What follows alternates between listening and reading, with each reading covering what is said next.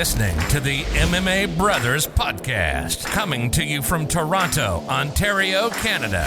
Your source for UFC news, previews, and post-fight coverage. Hosted by your favorite duo, Daryl and Asher. Let's get it started. What's up, guys? Welcome back to another episode of the MMA Brothers Podcast. My name is Asher, and today I have a guest back on the podcast with us. His name is Gabe. Gabe, how are you doing, brother?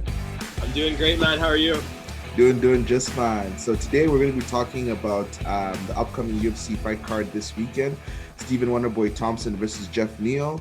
So we're going to break down just the main card because there's a lot of fights to go through. And we also want to maybe get some fight talk in terms of stuff that's happening in the fight world right now with Floyd Mayweather and Jake Paul and Conor McGregor and Dylan Dennis and all that madness that's happening. So we're going to try and get both of them into this one episode. So I'm going to start by first sharing my screen so that you can see what I'm seeing. But yeah, first off, let's start at the bottom of the card. I think the first fight on the card is, let me see, Marcin Tybura versus Greg Hardy. So Greg Hardy, he's been on a roll, man. Like the only fight he's lost in the UFC other than that DQ was against Volkov, right? I don't think he's lost anyone else. So now he's fighting Marcin Tybura. I'm in Korea, by the way, so if you see Korean in the screen, don't. I was gonna say, yeah. But yeah, Marcin Tybura, he's I think he's won his last 2 or 3 fights if I'm not mistaken, and yeah, he's no slouch. So in this fight, as you can see in terms of MMA records, we got Greg Hardy at 7-2, Marcin Tybura at 20-6. So he's a way more experienced MMA fighter. In terms of weight, Greg Hardy is a little bit bigger, and Greg Hardy has a reach advantage. The way they win, Greg Hardy, 86% of his wins are by KO. Then Marcin can win any which way. So in this fight, I just think Marcin's going to get it done any which way he wants to. I don't think Greg Hardy is on his level. What do you think? Yeah, I think I'd have to agree with you. Like Hardy definitely has that knockout power, that finishing technique.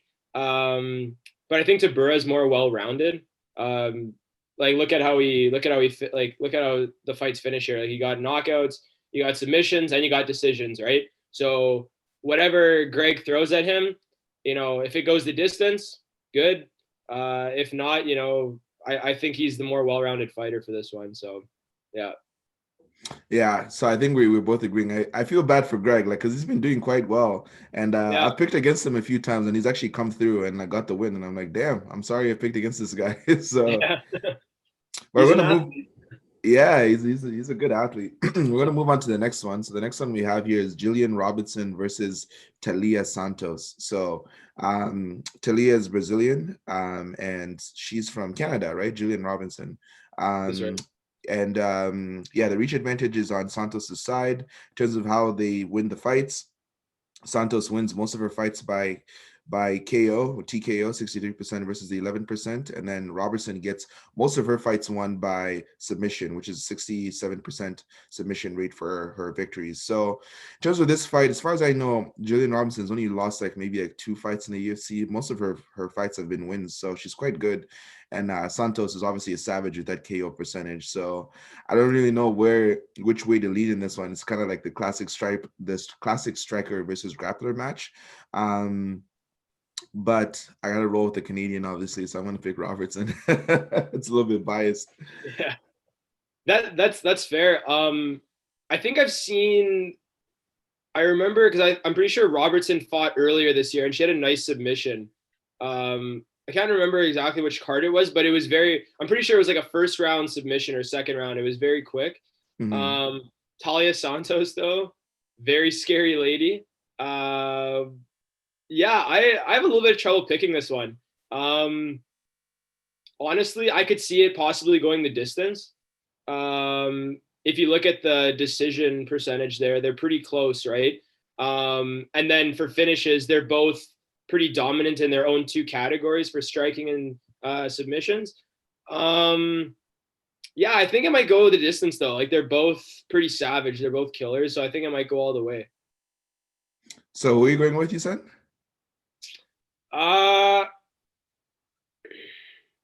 I might have to favor towards Santos in this one.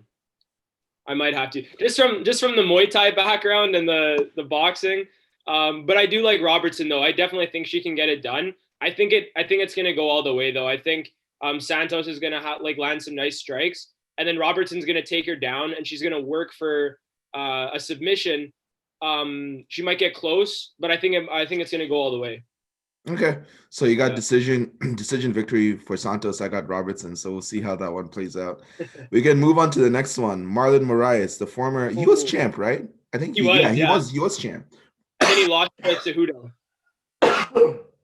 Excuse me. Yes, former bantamweight champ Marlon Moraes, who lost his belt to Cejudo. He's back. Yeah. He's fighting Rob Font. So he just recently fought just a couple months ago against Corey Sandhagen, right? That's right. And he got dominated in that fight. That was so surprising to me how easily he got beat, because I remember Marlon Moraes was like a scary dude before Henry Cejudo got him, right? Because since he fought Cejudo, I think he fought Jose Aldo, and then that one was kind of like a split decision. Not split decision. A lot of people. It was controversial. Aldo. Yeah. I had Aldo. I personally had Aldo. I had Aldo too. I'm not like a big Aldo fan, but after watching that fight, I'm like, there's no way that like Moraes won that fight. He was retreating, and I think the strike numbers were in Aldo's favor, so that's why Dana gave the title shot to Aldo instead of Moraes. But Magic Marlon Moraes, Mr. Clean, he's back, and he's fighting Rob Font. So in terms of records, Marlon Moraes is 23-7, Rob Font is 17-4, and then the reach advantage is kind of on Rob Font's side. And Rob Font is a little slightly taller fighter. In terms of how they get the wins, 41% of Rob Font's wins are by KO or TKO, and he does have some submission wins as well. And their records are pretty similar in terms of how they get it done. Marlon Moraes, he's also somebody that can win by either KO or submission. So in this fight, I have a feeling it's going to be fireworks. I don't think this fight is going to be a bad one. But I don't see either fighter getting finished. Like, I don't know. I feel like it's going to be like they're both going to be kind of tentative, because I know Rob Font has had a couple victories lately, but Marlon Moraes, I don't think he's like as confident right now. So I think he's just going to want to try just to get a win. So he's not going to like take too many risks and maybe try to take to the ground, or just, maybe jab and just kind of try and keep some distance and then do whatever it takes to get the victory. But I have a feeling Marlon Moraes is going to win this one. What do you think? Yeah, I agree with you that it's probably going to go the distance. I think they're both dangerous. They're both at different points in their career, right? Like Moraes was the former champ, and now he's lost some pretty, lost and then won a controversial fight. Like we had Aldo winning, right? And then lost a couple. Rob from trying to move up in the standings. So I think in a way, Moraes is kind of at a crossroads where it's like, if you lose this one, you're still a contender, but you move back of the line quite a bit. You're not going to be up there for a title shot for a while. You're going to have to win probably like 3-4 fights before you can fight for the title again. And Rob Font's hungry, man. He's number 11. The bantamweight division is stacked. I a couple years ago, I wasn't a big fan of the division, but the talent that they've brought in, like the top 7, I'd say, are phenomenal. They're great to fight. That one fight night card from a few weeks ago, or it was a couple months ago, it was like a bantamweight tournament. That was the O'Malley Vera, like all those fights. I think Moraes is probably going to get it done too. I'd have to agree with you. I think he's at that point where he can't afford to lose another one. And I mean, if he takes out an up and coming contender like Rob Font, maybe another win after that against someone in the top 5, I think he could be back in title contentions in a couple of years, maybe. Yeah, I mean, it's tough, kind of in that like Tony Ferguson position where it's kind of like, man, I need this win in order to get back into title contention. And like you said, the bantamweight division is insane right now. We have people like TJ Dillashaw and Dominic Cruz aren't really like being talked about in the division as well, which is insane, right? But it is. The division's on fire. Someone like Aljamain Sterling, he's also like, he thinks he can beat someone like what's the name of the champ, Peter Yan. So I don't know. The division is extremely exciting. So I guess we're gonna have to wait and see what happens after this fight. But we both got Moraes, right? Yeah. You got it. Sweet. So next one, we got Michelle Pereira versus Chaos Williams. So do you want to break this one down? I know there's some Korean on the screen, but I think you can decipher what's on there.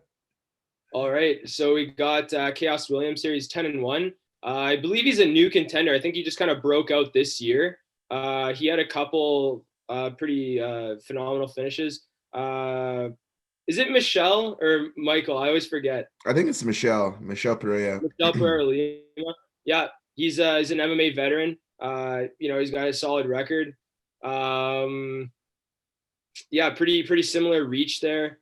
Height favors Williams, but similar reach. And then if you look at the KO percentages there, relatively similar. Lima definitely has the advantage in submissions there with 29% and 9, and then decisions, it's relatively comparable. I think I have chaos on this one. I forget what his last fight was, but I remember I'm pretty sure it was a big finish. Like it was like a Kevin Holland style, like big finish. In his And last fight, he fought Abdul Al Hassan. I forget his name, something like that. right, wasn't it on Fight Island? I think it may have been in Fight Island. Yeah, it was literally Yeah, like a month ago or something when it was like a and I think it was one fast of the. KO. Yeah, it was a little bit ago, but it was very quick and it was very decisive. And I think he should be in the talks with he should be in the talks for this year with like Kevin Holland, Hamzat Chimaev, like all these big like breakout names this year. I have chaos in this one. Yeah, I mean this fight's gonna be fireworks either which way because they're both kind of like wild men in the way they fight. Like Chaos Williams always comes for the KO, and then Michel Pereira, like he throws the wildest strikes. Like he's kind of crazy in the way he fights in the octagon. He's done like backflips, somersaults, and all this crazy stuff. I don't think he's gonna be doing any of that in this fight. I have a feeling that he's gonna have his Muay Thai straight. He knows how dangerous Chaos Williams is. But then at the same time, Michel Pereira, look at his body, man. This guy's a beast. Like he's super strong, and I have no idea how he makes. Is it 170? I believe.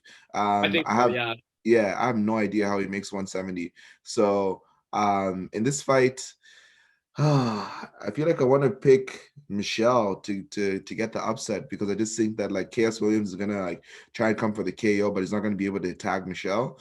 And then Michelle's going to take it into the second and third round and maybe beat Williams. But then again, none of these fighters are known for their cardio. So I have no idea, man. This fight is going to be a crazy one. But I want to say that like it's going to end by TKO. Someone's going to sleep. Yeah, that's what I'm thinking too. Like, yeah, I'm favoring chaos in it. And I think it's going to be, I think he's gonna catch him. I don't know. It's gonna be great. It's gonna be interesting. It's gonna be very good. Yeah. So I think Chaos will probably be the favorite, but I'm gonna pick Michel Pereira to win as an underdog. I'm not gonna put my money on it just yet. I'm just assuming because I have no idea. Let him win a couple more. Exactly. That one is just a toss up for me. So moving on to the next one, we got Scarface, Jose Aldo versus Marlon Chito Vera. So Marlon Vera is coming off that hype of beating Sean O'Malley, Sugar Sean, right? Controversial win in some people's eyes because they say that O'Malley was injured and he needs to rematch that fight in order to get that official W in his record, because according to Sean O'Malley, that fight was not a real one. he claims it's defeated. But regardless, Marlon Vera has a record of 16-6. He's from Ecuador. Jose Aldo is Brazilian. MMA record 28-7. In terms of height, Marlon Vera is slightly taller. This fight is at 135. Jose Aldo, I don't know how you're making that weight because he looked like he was drawn out at 145, and this guy lost another 10 pounds, which is insane. But in terms of reach advantage, Marlon Vera has a 2-inch reach advantage, or 2 centimeter advantage. Sorry. In terms of how he gets it done, Aldo 61% of his wins are by KO. He doesn't really have many submission wins on his record, and then Marlon Vera can do it any which way, but most of his wins are by submission, which at a 50% rate. So in this fight, it's all about how weathered Aldo is, to be honest, right? He's a guy that has fought for so long. He's pretty young, so I think he's only like 33. But he's been in the UFC for God knows how long. And he's had his fair share of wars with like Max Holloway, with obviously in his last fight against Peter Yan. That fight was brutal. Why the referee didn't stop it a minute earlier, I have no idea. It was terrible. But Jose Aldo is a guy that's, he has a lot of damage. He's cut a lot of weight to make 135. He has had some decent performances, but I got to pick Marlon Vera for this one. I just don't think Jose Aldo has it in the tank to get this win. What do you think? Yeah, I don't know. Like I really like I've been looking at this matchup like for the past like 2 weeks now, and I really want Aldo. Like I really think he deserves another win because like um yeah, that loss to the loss to Jan, like you said, it should have been stopped earlier. It was pretty brutal. Like I think I forget what the statistic was, but like uh because it ended up being ground and pound, right? Like he just went to town on his face, right? Yeah, I remember it being ground. It was on Fight Island, and it was just ground and pound. And I think the stat was like Jan landed like 60 punches on the ground within like I don't know how many, like a minute or something. It was ridiculous. So yeah, like you said, he's definitely weathered. He's been in the UFC a long time. Marlon Vera, like I don't really like the guy. I don't think like I think if O'Malley didn't get injured, I think O'Malley was gonna take him out. Like he was winning in the exchanges. Like he was leading on the strikes, like strikes landed, and then obviously I think what was his ankle buckled. Yeah, like I think he got leg kicked once, and then like a lot of people saying there was like nerve damage or something that caused his leg to like malfunction. I don't know what the truth I is, to saw be him. honest. I saw him fall back. Like he kind of stumbled back, and then his ankle rolled. That's what I saw. Like his ankle rolled. So I mean, if your ankle rolls, it's like it's hard to fight on one leg, right? So I mean, Vera, like I mean, O'Malley was talking a lot of crap, and like Vera like made him pay for it. But yeah, I don't know. I think if Vera can get Aldo to the ground, it's going to be a similar fight to the Jan fight. He's either going to submit him, he's either going to ground and pound him till he can take his back, or he's going to submit him another way. If it stays on the feet, though, I have Aldo, though. So I'm going to go with Aldo. I have confidence that he's going to bounce back. I think he's going to bounce back. That beating, man. I just keep I having know, I know. flashbacks of that beating in his last fight. It's like Yeah, there's no way he's coming into this octagon the I same know. fighter from that beating. Because like I remember I was watching the TV screaming. I've never screamed Yeah, so much at the TV, and I was watching with my friends, and I'm like, what is the referee seeing? And even I yeah, remember the commentators were like, what is intelligent defense? Like I don't understand like what the referee is trying to see here because yeah. Aldo was shelled up and like you said, like 50 plus punches. I remember even what's his name, Peter Yan, turning to the referee and looking at him and being like, "Yo, Yeah. like, what else do you want to see from me? Like, I don't want to kill this guy, you know." Well, Um, wasn't that the fight that oh, what's that commentator? Oh, Hardy. Wasn't that the one that he yelled at Herb Dean to stop? Wasn't that the one where he like got up and like started? Do you remember that where there was that controversy? there was controversy. I do remember that Herb Dean moment, but it was not for this fight. It was for a different fight. It was a different one. Okay. Yeah, Yeah. yeah. It was Yeah. not Yeah. Herb Dean that was refereeing this fight. It was someone else. I just can't remember who the ref was, but yeah, everybody was saying like, Okay. "Bro, you can't be doing that." Even like in the post-fight press conference, Dana White was like, Scary. "That was scary. I don't want to see that ever again in the UFC." So, anyways, we're gonna move Yeah. on. I'm gonna pick Marlon Vera. You got Aldo. Yeah. Last fight, the main fight of the main card, the main event. Here we got Stephen Wonderboy Thompson versus Hands of Steel, Geoff Neal. Geoff Neal, 13-2 MMA record versus Stephen Wonderboy Thompson, 15-4. They're both American. In terms of height, they're about the same height. Wonderboy is just slightly taller. And then in terms of reach, their reach is the exact same. Now, if you look at how they win the fights, both of them are, I guess, KO artists, you can say. Geoff Neal has a higher KO percentage at 62% and Wonderboy at 47%. But then in terms of stand-up skills, this is where it gets a little tricky. I don't think Geoff Neal is on Stephen Wonderboy Thompson's level in terms of striking. His KO percentage may be higher, but doesn't Yeah. mean that he's a better striker, right? Wonderboy is a snake. There's Of course, levels. there's levels, like Corey Anderson said. There's levels. So, um, in terms of Stephen Thompson, like he's the only fights he's lost were to, I think, Matt Brown earlier in his career, much earlier in his UFC career, and then since then, like he won like I think like 7 or 8 straight. Then he fought Woodley twice, and then he One lost to draw. Darren Till. Yeah, one was a draw, one was a loss, but then they were both close fights. And Yeah. then the Darren Till one was a close fight as well. Then the only one that he's actually lost was against what's his name, Anthony Pettis, that KO, Yeah. which he was But like, winning. exactly like you said before, he was winning that fight. Yeah. Yeah, so And Stephen he Wonderboy has never been. Sorry, go ahead. and he's beat the BMF. Yes, that's true. He beat No way. Masvidal so easily. Like that fight was not even competitive. Wonderboy just toyed with him. And Vicente Luque is another guy too, who's nasty, right? And he beat Vicente Luque quite easily too. I think it cut out for So a second. yeah, and I was just saying how Oh, good. Vicente Luque, he's Yeah. no slouch too, and Wonderboy beat him quite easily actually. Yep. That was a So good fight. Yeah. yeah, in this fight, I have a feeling that like Wonderboy is just going to be able to dominate Geoff Neal any which way he wants. Wherever the fight goes, Geoff Neal, I don't think would be able to hold with Stephen Wonderboy Thompson, and I think it's going to be a decision victory. It's going to be a 5-round fight, I'm assuming. So it's probably going to just 5 rounds of Wonderboy sticking, moving, landing whenever he needs to, jabs, not taking too many risks. And I don't see a KO happening. I see it being a 5-round decision win for Wonderboy. Who you got?